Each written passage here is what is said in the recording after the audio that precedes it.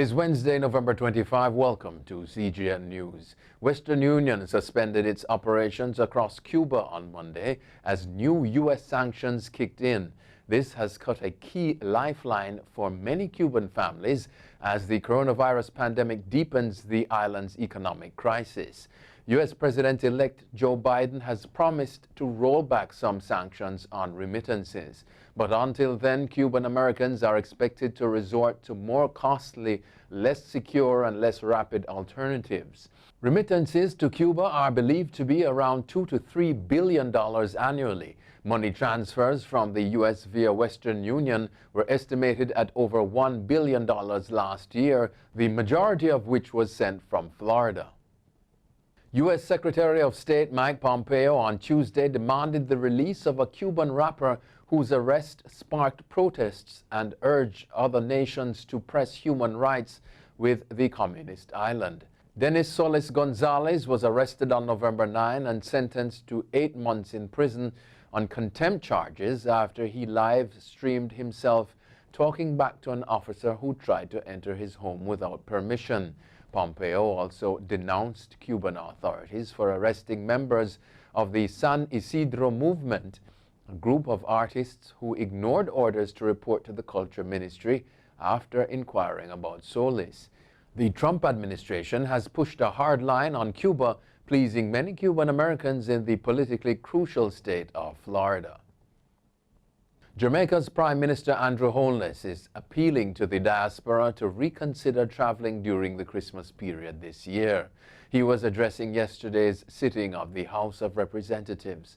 The Prime Minister further encouraged the diaspora to maintain the protocols if they decide to travel this year, as there is a strict 14-day quarantine protocol in place. He also appealed to Jamaicans to celebrate responsibly this Christmas. The government of Jamaica is extending restrictions to include private gatherings while maintaining its ban on parties and events for the Christmas season.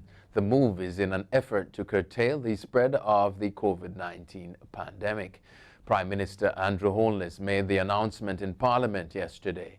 The new restrictions will begin December 1 and end on January 15, 2021. Island-wide curfew hours, which currently begin at 9 p.m. and end at 5 a.m., will also see changes. For December, the start time will move from 9 p.m. to 10 p.m. nightly. However, on Christmas Day, Boxing Day, and New Year's Day, the curfew kicks in at 7 p.m. Local government elections, which are due in Jamaica this year, may not be held until 2022. A motion to postpone the polls was tabled in the House of Representatives Tuesday afternoon.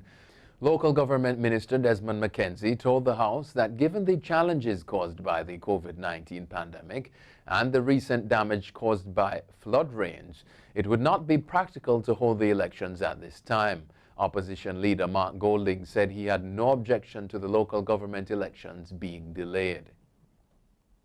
A 10-year-old girl has died from dengue fever, the 7th person to have fallen victim to the mosquito-borne illness. The Ministry of Health in St. Vincent, in a statement on Monday, said that the number of confirmed cases in the country has reached 1,617.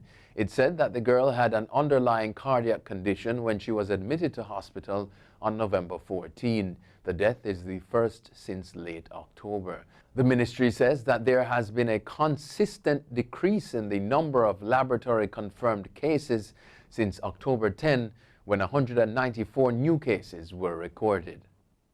Overseas now, the UK government and administrations in Scotland, Wales and Northern Ireland struck a deal that will ease limits on travel and socializing over the festive period so that friends and families can get together.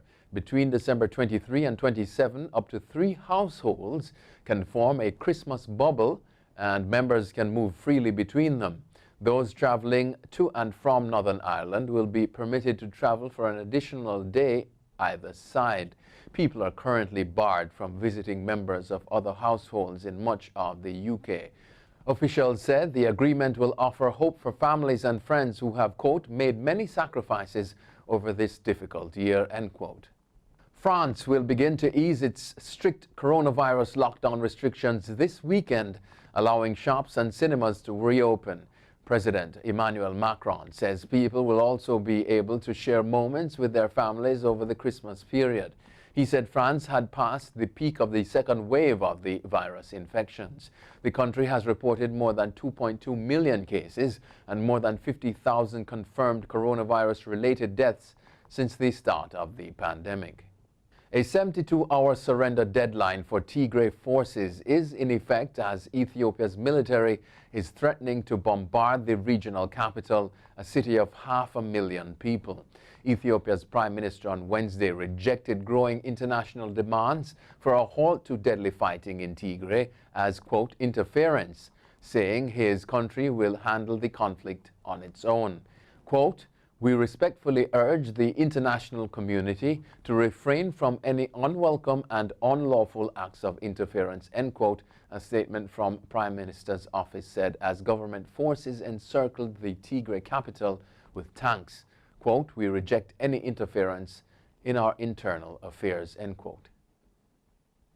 Canadian Prime Minister Justin Trudeau has joined a growing list of public figures targeted by pranksters posing as climate activist Greta Thunberg.